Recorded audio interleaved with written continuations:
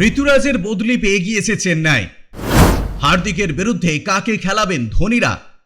এমনিতেই চলতি আইপিএলে খারাপ হাল চেন্নাই সুপার কিংসের। তার মধ্যে অধিনায়ক ঋতুরাজ গায়কোয়াড় ছিটকে গিয়েছেন। চোটের কারণে আইপিএলের বাকি মরশুমে তাকে পাবে না দল।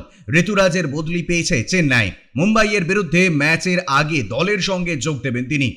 আগামী রবিবার মুম্বাইয়ের বিরুদ্ধে ওয়াংখেড়ে স্টেডিয়ামে খেলবে চেন্নাই। ক্রিকেট ওয়েবসাইট ক্রিকবাজ জানিয়েছে, সেই ম্যাচের আগেই মুম্বাইয়ের দলের সঙ্গে যোগ দেবেন ক্রিকেটের আয়ুষ মাত্রে।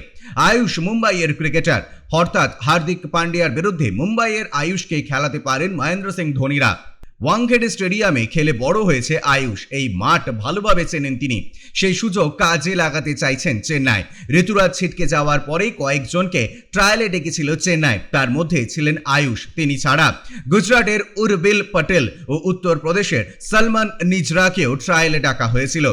পৃথ্বী শয়ের নামও শোনা গিয়েছিল, তবে তাকে সুযোগ দেওয়া হয়নি। ট্রায়াল থেকে আয়ুষকে বেছে নিয়েছে চেন্নাই। নিলামে তার ন্যূনতম মূল্য ছিল 30 লক্ষ টাকা। সেই টাকাতেই নেওয়া হয়েছে তাকে। ব্যুরো রিপোর্ট, ইউজে নিউজ।